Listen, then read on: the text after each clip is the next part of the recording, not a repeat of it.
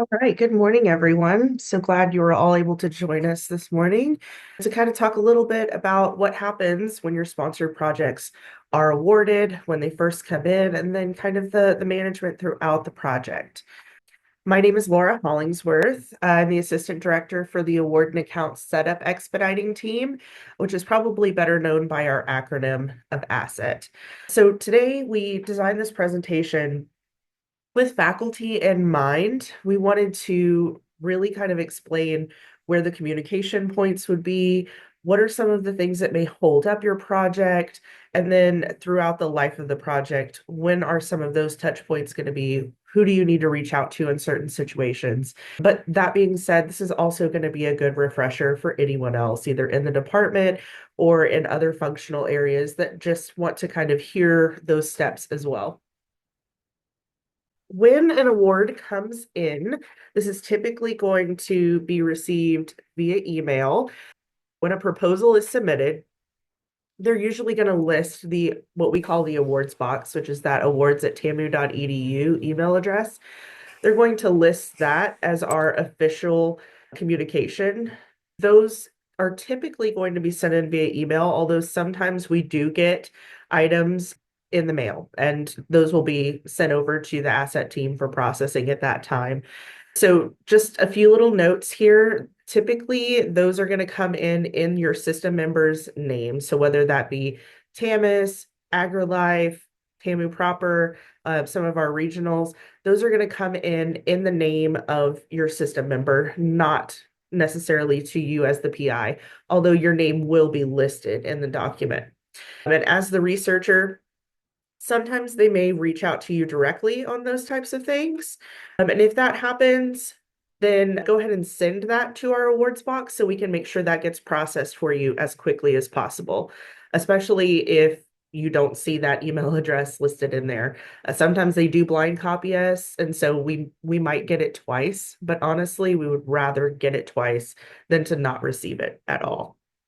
Another note here, please don't sign the agreement. We have delegation of authority for certain agreements that we can handle here within SRS. And then some of them have to be signed by the system member, depending on amount thresholds and those types of things. So it's really important just to send those over to us blank and let us do the processing for you. The negotiation of the awards. When we receive the award into our awards box, we have a team, the intake team, who are going to look that agreement over, and they're going to see if it's something that needs to go to a contract negotiator to be reviewed, or if it's something that can go directly to our setup team, if it's something that does not require signature, like a grant. So if it does require negotiations, we will get that logged and we'll send it over to our negotiation team so that they can begin that process.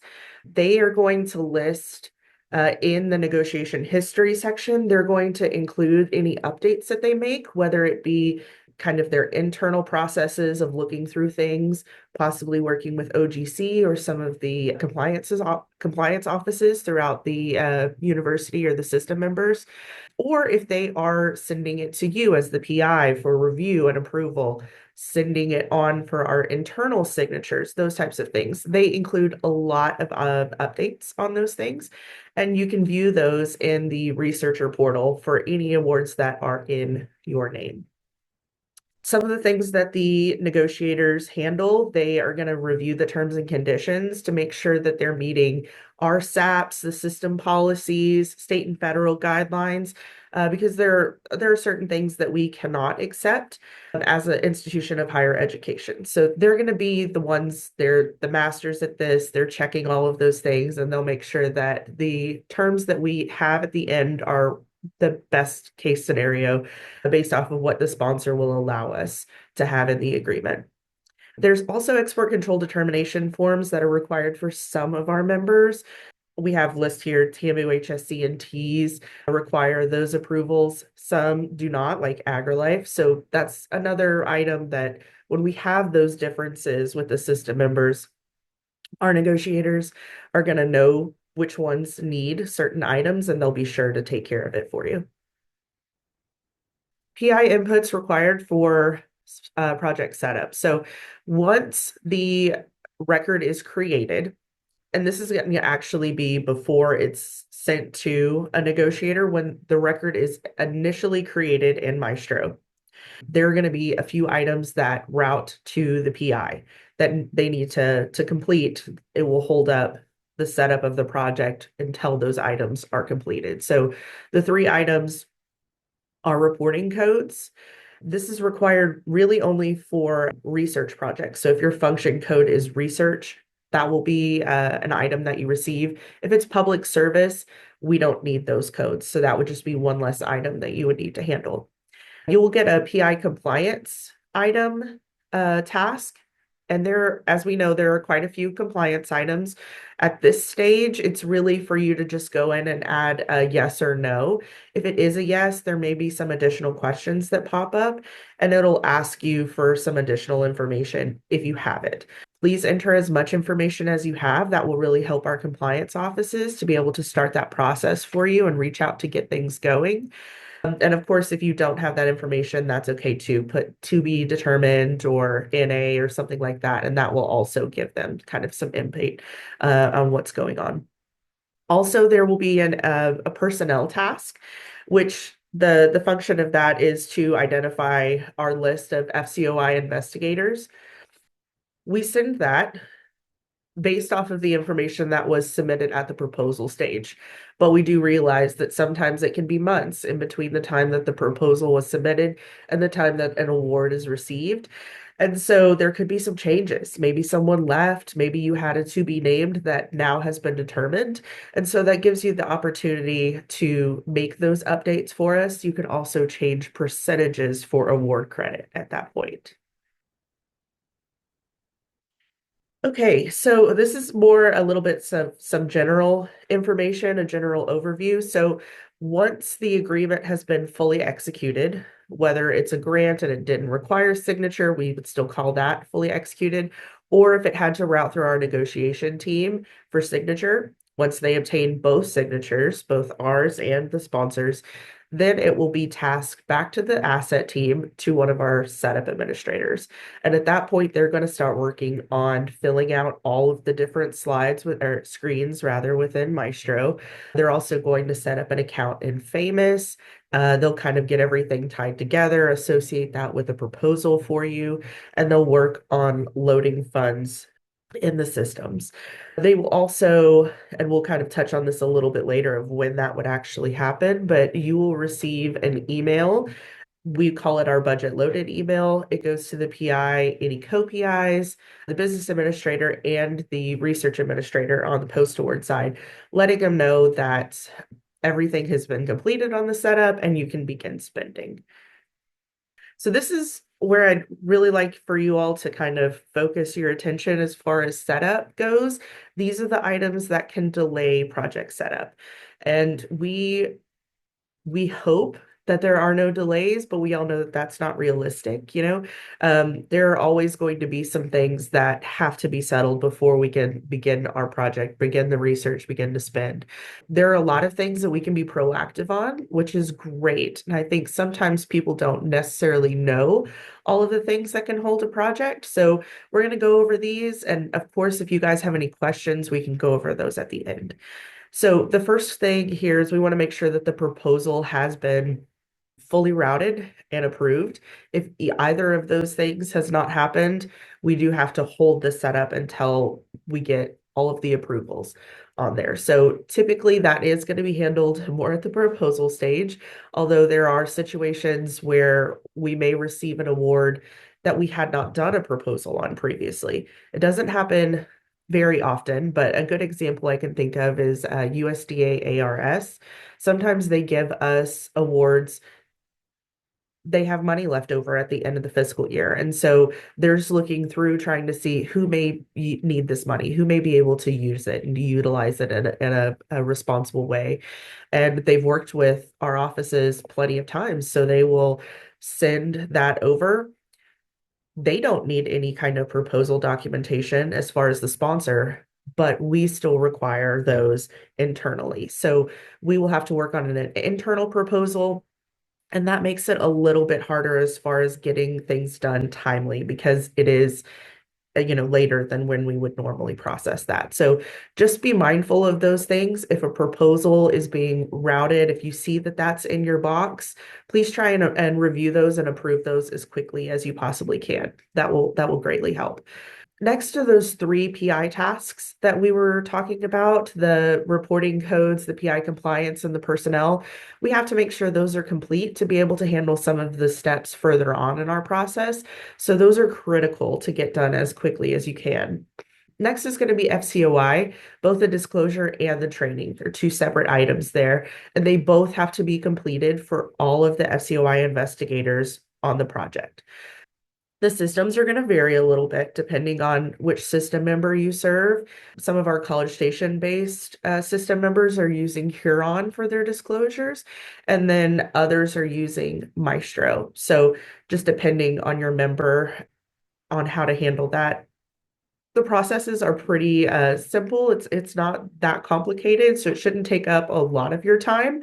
And those are needed on an annual basis. And then with the training, those are handled in TrainTrack. Next are our compliance items. So this is a vast amount of different information, right? All the way from IRB to some of our more complex cybersecurity items. They're all kind of in that arena. So any items that you identify as applicable to your project will need to be updated by our compliance officials with one of the following statuses, whether it be approved, approval not needed, if it's something that maybe you weren't quite sure if you needed animal approval, but then after they look at it, they're saying, actually, I think this is okay. They can add that status on there so that you'll be set, you'll be good to go. A modified approval and delayed onset, those can be used in certain situations when maybe you have IRB on your project, but you're not going to be handling those surveys or those clinical trials until maybe year 2 or 3 of the project. After discussion with the compliance offices, they may find that it's acceptable for you to be able to spend funds for that first year as long as you have your IRB in place before you start doing some of those other items. But again, that would be a conversation with your compliance office. So if there's ever a situation where you may think you need some of those things, please reach out to them to get that conversation started. And should any of these items need to be addressed, your setup administrator is going to reach out either to you, or if it's perhaps it's the compliance item, what we know that you've already submitted the information and we're just wondering where it is in the process. We reach out on those things bi-weekly to get updates. There are some systems where we can kind of monitor that ourselves without having to pester anyone, and we will absolutely make sure that we're doing those things instead if that's a possibility. So some additional things that your setup administrator is going to enter into Maestro. This is not a complete list, but we wanted to kind of give a few items that you will see in the system. So the budget, they are going to enter that information in. It's actually entered into Maestro, and Maestro and Famous have done a great job of working to be able to kind of send information back and forth between the systems. So we enter that information on the Maestro side. Maestro also created a sponsored budget module where we can enter even some additional details into there. For instance, we can have in the personnel, we can list each individual with the amount that they'll be charged per year and their effort amount. And at that point, they're working on a budget forecasting model that you'll be able to use shortly here, hopefully this year, to be able to kind of plan out future years, which I think is very exciting. Of course, we're also entering the budget just as you would see it in Famous, and we're able to hit a button here that pushes it to Famous instantaneously. So that is one item that we take care of for you. We also list the awarded funding amount. There are kind of two different pieces of information here. You have your obligated funding, the amount that you are actually able to spend at this point in time. And then you have the awarded funding, which kind of coincides with the award credit amount. And that's going to be the amount that we're anticipating for the full period of performance if it's listed in that initial award. So a good example of that is NIH. It may be a 4-year project, and we know that over those 4 years, they're going to give you $400,000. But at this point, they've only obligated the first year $100,000. So we would load that obligated amount of 100,000, but the 400,000 would be listed as an awarded amount. We also list the period of performance, whether that be your budget period of, we've obligated for 1 year. And then we'll also make note of the full period of performance, whether, that 4 years using that same example. We also enter terms and conditions in for you. We get as detailed as we possibly can, especially on some of our contracts. They can be quite lengthy, and there can be quite a few FLAR clauses in there, things that we really have to pay close attention to. So some of the things that you can see in there are your purchasing policies, any IP requirements, those are actually entered by your contract negotiator. Travel. Is foreign travel allowed? Is it not? Which travel policy do you need to use? Is that something where we need to have receipts? Do we not? All of those details will be entered in there. If there are any export controls or any kind of restrictions on publications, whether it be, can you publish at all? Do I have to get approval beforehand? Any of those types of things. Those are all items that we enter into Maestro, and you should be able to go into the system and review all of that information for each of your awards. In addition to the terms and conditions, we also enter deliverables into the system. So our awards, including grants, they may include or require deliverables in there, and there are several different kinds. So we'll kind of go over each one. You have your technical deliverables. This is going to be based on the actual science. What are you doing? What have you found? Where are you at in the process of those things? And there are all kinds of different reports on those, sometimes as much as like monthly. You can have quarterly, annual, final reports, one-time reports, and also they'll ask sometimes for interim or draft reports. And so we will enter those into the system and have the PI listed as the responsible person as long as there is an actual date listed in the agreement. So some examples of that is just an actual date. So it could say it's due on August the 1st of 2026, and we will list that in there. We also see things like 60 days prior or 60 days past the end date of the project, and we can use those as well. Things that we won't list is as needed, as requested, those types of things, because there's no official date that we can list on there. So that would be something that you would need to work with your sponsor if they did list those kinds of items, to have them reach out to you whenever they need information. Also, we have our invention reports.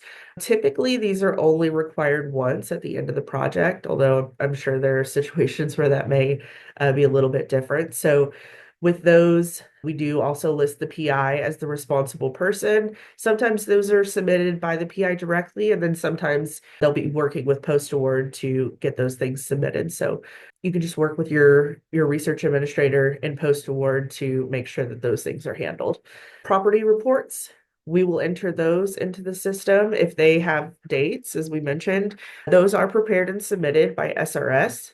And then you also have your financial deliverables. This includes cost share reports, invoices, and financial reports. So any of those things, they're going to be handled by SRS, either within our sponsored billing team or our cost share team. If it's a cost share report, we'll be kind of working that portion of it themselves. Then they'll send that to the sponsored billing team, who will put everything together and get it submitted to the sponsor. So those, just to be clear, property reports and anything financial is not the responsibility of the PI. If there is anything that we need, for instance, sometimes we can't submit a financial without the technical report attached, then the sponsored billing contact will reach out and make sure that they have everything they need. And we did want to note there that it's extremely important to make sure that your reports are submitted timely. If you do not meet the deadlines, it could result in funding being withheld. That's not to say, next day But if there's ever a situation where you feel like you're not going to be able to submit your reports on time, please reach out to your sponsors and let them know, make sure they're aware so that they can work with you on those types of things. Okay, so once a sponsored project once the setup has been completed, this is where that budget loaded email that we initially talked about, that will be sent out. It goes out to, as we mentioned, the PI, co-PIs, the business administrator, and the research administrator. It is a very brief email, basically saying your setup has been completed. Here are your account numbers, here's how much money that is in your account, and here's the period of performance. And at that point, you can begin spending, even if you have not yet received your SPS. Because at that point, what your setup administrator is going to do is they are going to send a QC task for a quality check to both your research administrator in post award and your sponsored billing contact. They're going to look through everything, make sure for sponsored billing, they're going to make sure that they get the billing module set up for you. They're going to make sure that the invoices are set up the way they need to, or if there are draws, they're going to make sure that that is kind of set up in the process so that everything is handled correctly. They also look at deliverables and make sure that those dates are correct and that they have the right individual listed. Post award, they're going to use that to really get more familiar with it as they're going to be reviewing all of your expenses. They need to make sure they're familiar with the budget and all the terms. So they look over all of those things. And both of those groups also act as a second set of eyes for the setup. Since we are all humans, we want to make sure that we're very confident in the information that's in there.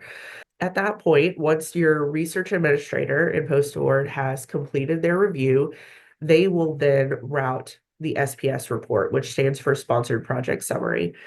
And that really is a one page, typically one page. Yeah, there are sometimes where it might be a little bit more information, but it's a great place to kind of get familiar with the basic details of your award. So these come out via email. It's typically going to go to the PIs, co-PIs, the department head or deans, business administrators, any SRS contacts on there. So your post-award person, sponsored billing, those types of things, and the system member administration if they were on the routing path. So those come out via email.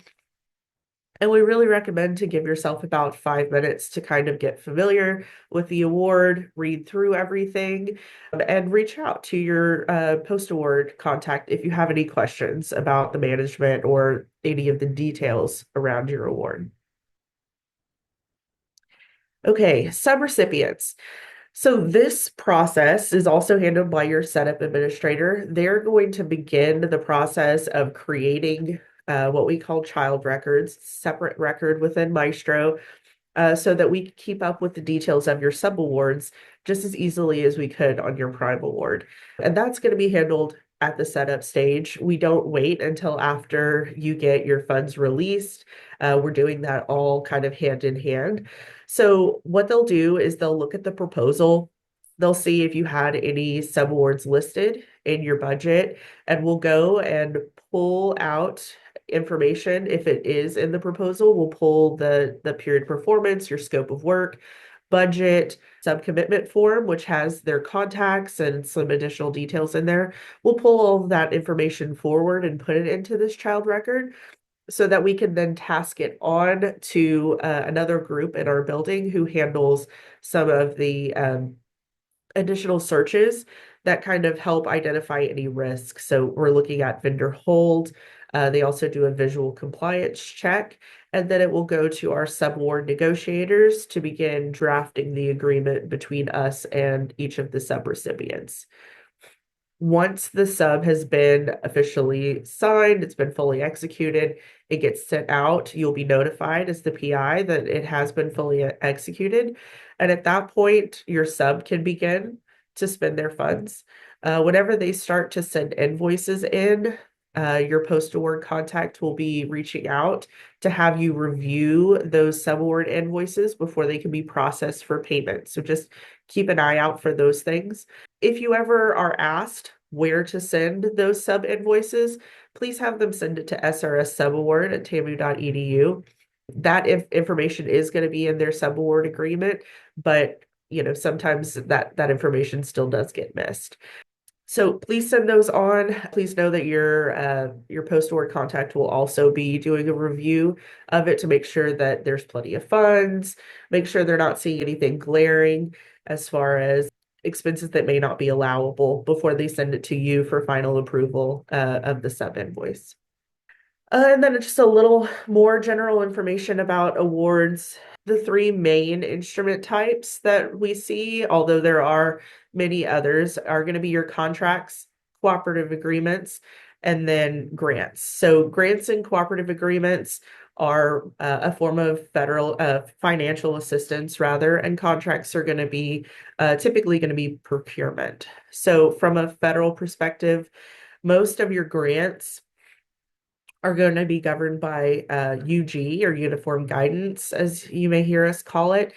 These are going to be a little more flexible, and it's generally aimed to benefit the public with those types of things. Contracts, on the other hand, they're usually going to be a longer agreement. There's going to be quite a lot of detail in there. You're going to see what we call FAR clauses included, which are Federal Acquisition Regulation clauses. They're going to usually be more restrictive, and as we mentioned, they are procurement based. When we talk about funding types, there are typically three different options here. We have cost reimbursable. And what this means is that we will only be reimbursed for the costs that we actually incur. So, example of this is something like an NIH award, where going back to the initial example that we had, 4 years for $400,000, but we're only obligated 100,000 per year. So say we get to the end of your project and you have only spent 350,000. That's all that NIH is responsible for covering for us. We don't get that additional 50,000 at the end. On the other hand, fixed price awards, they're usually going to be tied to deliverables or tasks, milestones, those types of things, but they're not going to ask us for financial information at the end. So if they give us $5,000 to handle a certain item, but say you can get equipment cheaper than what you thought, and you really end up only spending $2,500, we get to retain the rest of that $5,000. Those are then kind of handled as part of the closeout process. As far they will handle any kind of residual, fixed price residuals, they will handle that at the closeout stage. And your research administrator will be in contact with you to make sure that we have the right accounts and any kind of justifications that we may need, depending on the amount that's remaining. And then the last type there is mixed, and that's literally just a combination of fixed price and cost reimbursable. So what we see most frequently is that it may be a majority of it is fixed price, but they'll have a bit of information in there that says, however, any travel expenses are going to be handled on a cost reimbursable basis. So with those, we'll kind of separate that funding to make it very easy. If they tell you you have $300 for travel, we'll put that in a separate support account for you so that at the billing stage, it's very easy and very clear of what is fixed price and what's cost reimbursable. So once the award has been completely set up, we will then kind of shift everything over to your post-award team. The setup team isn't involved with anything after that point unless an amendment is received. So your post-award research administrator is going to oversee all of your expenses. They're going to keep an eye on your budget.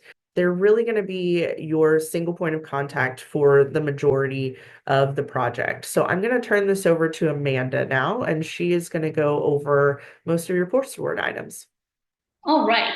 Now that you've gotten your award in, somewhere in that document, it's going to include your best part, your budget. How much money do you get to spend on this award? As part of the setup process, Asset will actually set up the initial budget in the system. And then as the post-award team, we will monitor and review those. Note that the budget you do see in your award document consists of both direct and indirect costs. and we will break that out for you. So your direct costs are those that can be easily identified to a particular sponsored project. Those are going to be your personnel costs, such as, your PI effort. If you have a lab technician, postdocs, graduate students, that kind of personnel costs. Any equipment you're planning to purchase, your supplies for this project, travel that's related to this grant, subcontract agreements we might have out for this grant, etc.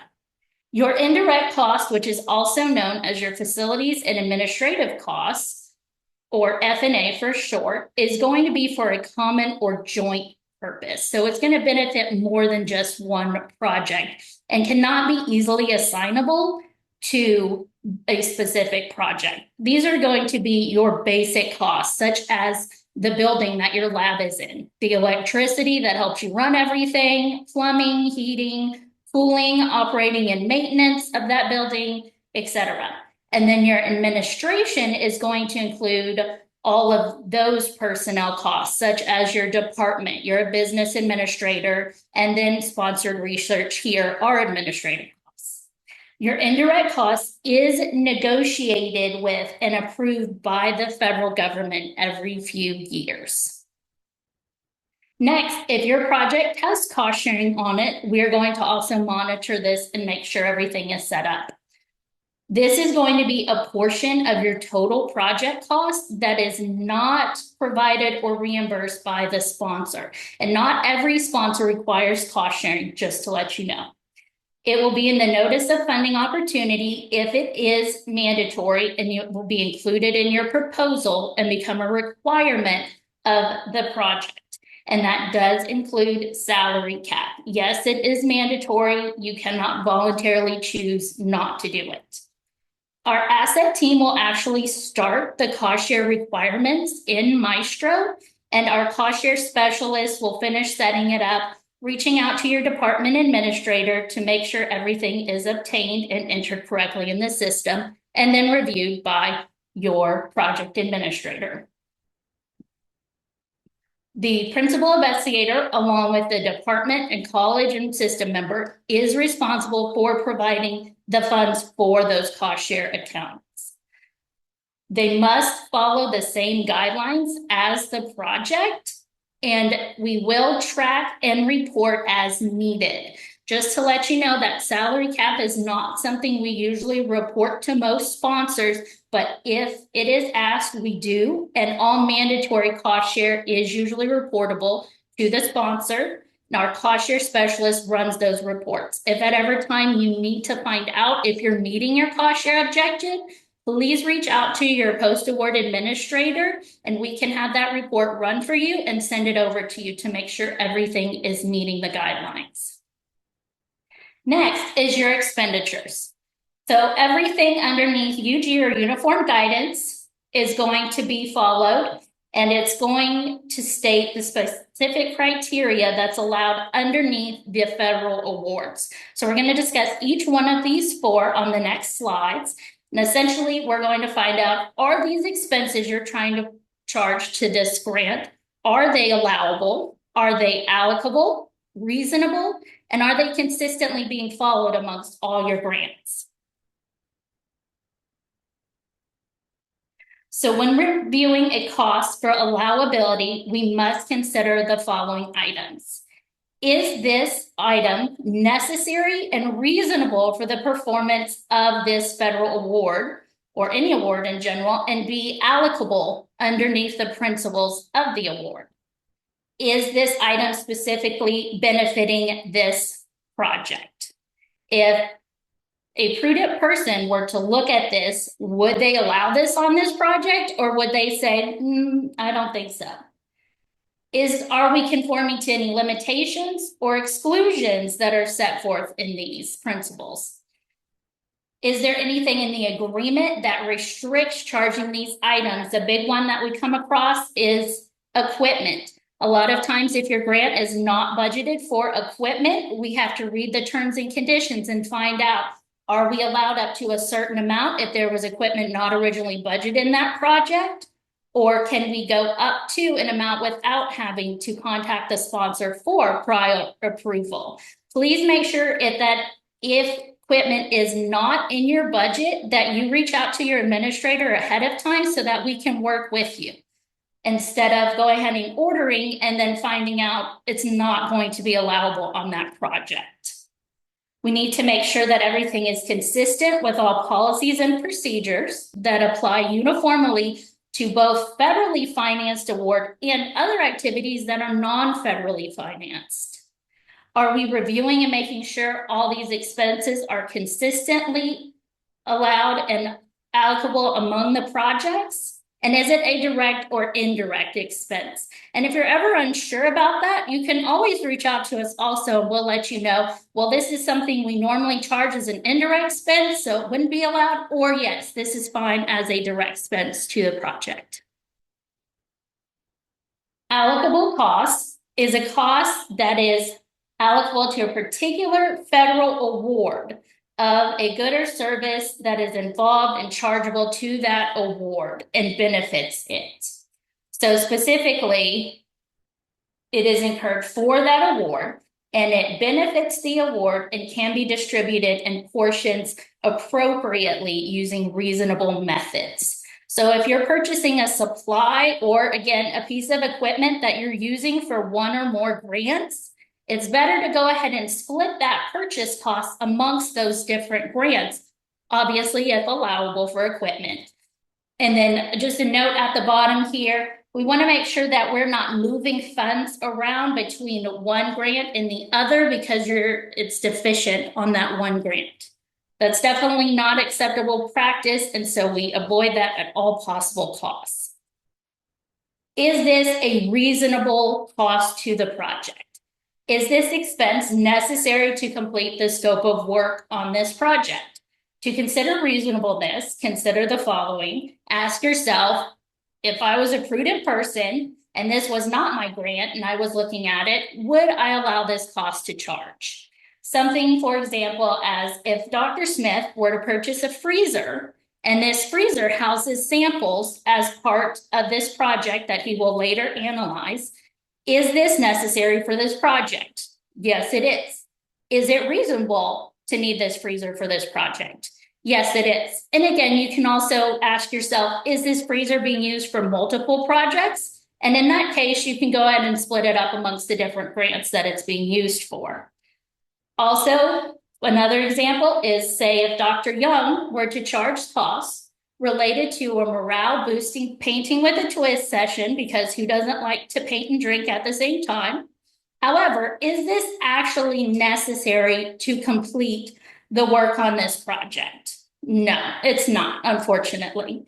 So in that case, the item would not be allowed to the project and it would have to be charged to a non-grant account. Other sources would need to be identified to cover it. And then consistent. We need to be consistent with policies and procedures that apply uniformly to both federally financed and other activities of non-federal entities. We need to make sure that if we're applying a direct expense to a non-grant account, that it would also be a direct expense on a grant account. Same thing with a non-direct expense. And once we make that determination, all items should be treated the same equally across all of the different projects. Next is payroll overview. So payroll allocations are processed in Workday. They are entered by the business administrator at the department, and they're basically used to distribute personnel effort and costs to each account, including all the research projects. This information is done per support account, not per grant. So if you have a grant with multiple support accounts, your business administrator does have to enter the information by the support account and not per the grant account. And this is also done per the employee too. So they have a lot of payroll to enter sometimes. We are responsible, the SRS administrators here, for monitoring the project to make sure that the payroll amounts are posted correctly based on salary information that we have, available project balances in your account, in that specific support account particularly, and to make sure that it's within the terms of the research project and budget period that is being charged. All allocations will route to your project administrator for approval if we are handling your grant. If we are not handling your grant, then they will bypass us. We will again review this to make sure they're allowable, and in compliance with the project requirement. As I stated previously, make sure it's within the budget of performance, it's available budget you have for it, project and any salary compliance, and that does include salary cap as shown in the next line. Any cost share that may need to be charged to this account if you're not supposed to be charging to the account, the PI is not supposed to be charging to the account, and instead they should be charging to a cost share account in particular, then we'll check for that also. And make sure there is an end date listed. Anytime that sponsored research receives a grant account that is trying to have payroll charged, it has to have an end date listed because it will continue to post after the project is ended. And that is a big mess to clean up. So we definitely make sure that you have an end date listed. And if not, we will send it back and ask for you to put one in. And now the Modesta is going to present our next slide regarding departmental responsibilities for payroll. Thank you, Amanda.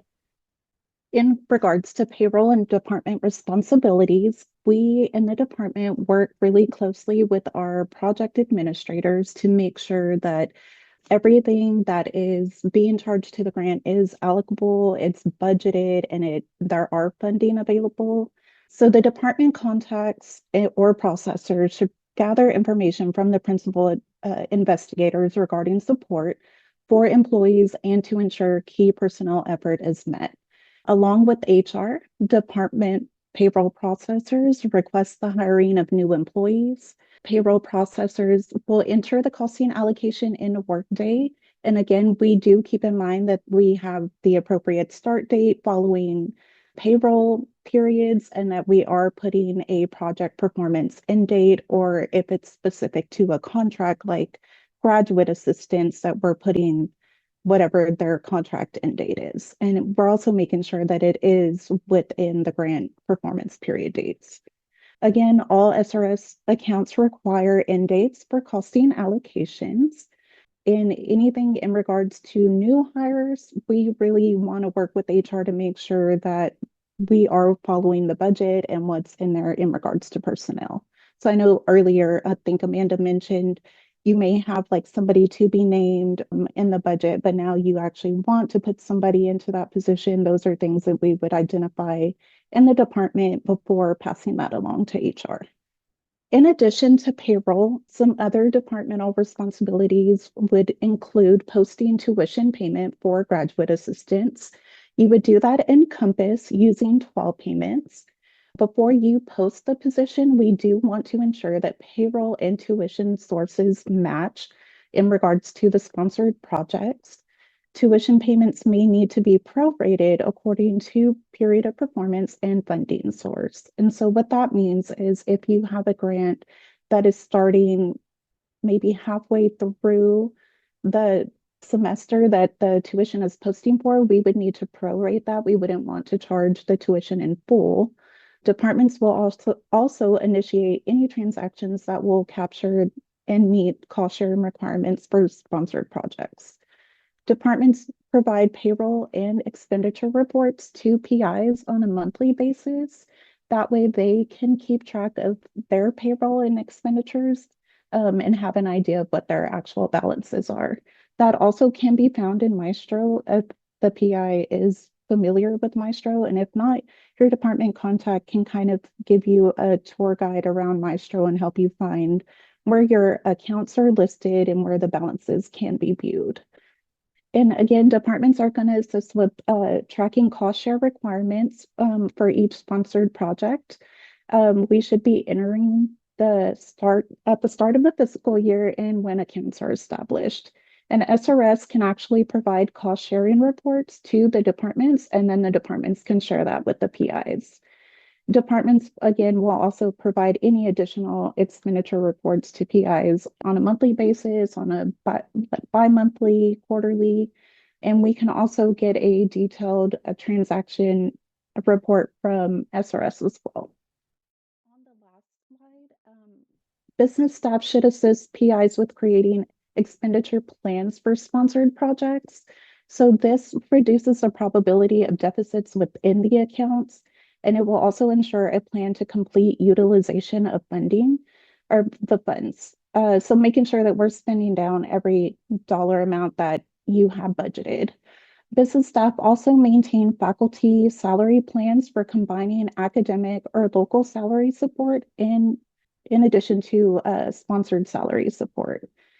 Time and effort reporting does have a SAP, and in section 4.3, it requires that sponsored funding be allocated per effort by month. And business staff should also request budget revisions from the research administrator when needed per PI request. So again, going back to what Amanda said, if you need to do a rebudget, whether that's moving money around by category or just redoing a total rebudget, we would want to start with our research administrator and then go from there to see if we need any additional sponsor approval. So your next thing is, now that you purchased or are starting to purchase all your equipment, all your expenses that come through, where do you go? So AggieBuy is going to be your main entry point. So this is a web-based system, and if you're not familiar with it, business administrators are more than happy to show you around and show you how that system works. You can browse in there specifically from a number of online catalogs that we have, as we do have partnerships with certain vendors. Your invoice and payment requests are going to be created and initiated and then approved all in AggieBuy. And this system does interconnect with Famous, so you don't have to worry about entering things into two separate systems. SRS, as far as our review process goes, we only review high-risk invoices and requisitions, so anything usually over $5,000 in AggieBuy.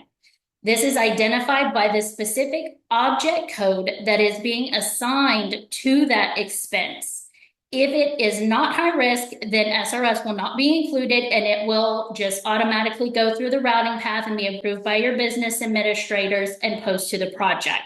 So it's very important that you make sure those costs are allocable and allowable on the project, as we do not review every single expense that posts to a project. Some of our high-risk invoice subcodes includes tuition, equipment, participant support costs, if you have those on there, any type of professional services, sub-awards, rentals, and a lot of time animal expenses also. Travel on a project, there's just a few things to note on here. Is travel allowed on this project? That's important to make sure that we're following the terms and conditions of the award. Not all the time is travel allowed on the project, or they only allow you to travel within the continental US. So it's very important that we make sure that travel is allowed before any travel is conducted. Is foreign travel allowed? Again, not all sponsors allow foreign travel to be done on their projects. If it is a federally funded or federal flow through, is it subject to travel federal regulations? And we had earlier this year, there were additional travel restrictions put in place from the federal government. And there actually is a website that is kept up with what places are restricted that the federal government does not allow us to travel to on their projects. So if you're ever concerned if a particular place is unallowable or not, if we're restricted from going there, you can always reach out to your administrator and we can provide that information for you. Are you sure that, again, travel is related to your project? Reach out to us to find out if it is. As far as grant accounts go, we don't typically allow pre-travel expenses. And if something happens and your travel is canceled or a no-show for some reason or another, you know, life emergencies do happen. Unfortunately, those aren't usually supported by the grant. So you do have to find another way to pay those costs. I know that was a big thing during COVID when everything started shutting down. I'm going to pass it back to Modesta for the next 2 slides about travel. The Texas A&M University System has contracted with Emburse to provide travelers with the best in-class end-to-end travel solution. Emburse will allow organizations to book travel and track expenses from booking to reimbursement. This will also allow TAMU system members to better manage the travel and reimbursement accounting process. For managers, department heads, and travel approvers, the system will automatically route travel requests via email notification, which will allow you for online approval for the pre-trip to post-trip reimbursement cycle. Your department business administrator can guide you through the process of booking travel through Emburse. They can also assist you with reimbursement and doing expense report. A few things to remember in regards to travel would be to submit travel reports in a timely manner or typically within 90 days. If travel is near the end date of a project, we may want to submit these reports sooner in order for the expense to be billed to the sponsor.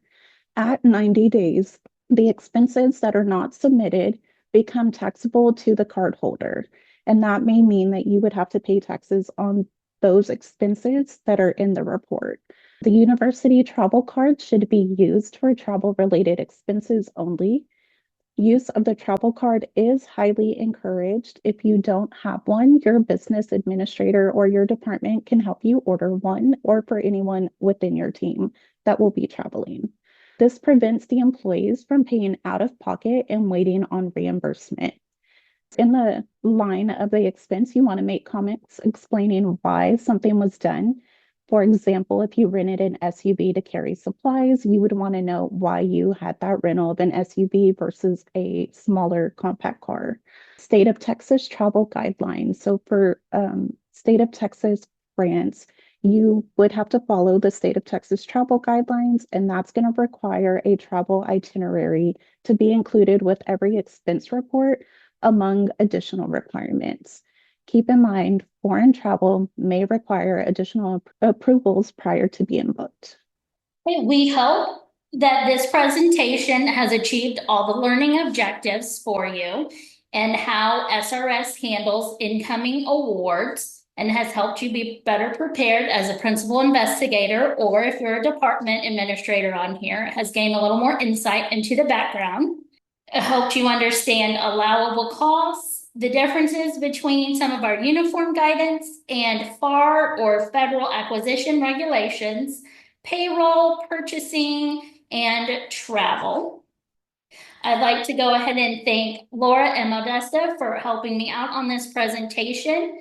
If you are a researcher and you ever have any questions, or business administrator and you're unsure of something, please reach out to your research administrator. We have a wealth of knowledge here at SRS. While there is always new stuff coming up, we definitely have encountered situations before, and we are able to get everything resolved. So make sure to reach out to us if you do have any issues. The sooner the better. If you are unsure who to contact, we actually have a website. If you go to srs.tmau.edu, you can click on the My Contact tab. It will actually open up a search engine, and you can search by your department name. We are broken up here by departments, not by PI names. So when you go ahead and search your department, it's going to show you all your contact information. That'll be your proposal administrator, your contract negotiator, your project administrator, which is our post-award team, and then our sponsored billing information. And then I think we are done. Does anybody have any questions?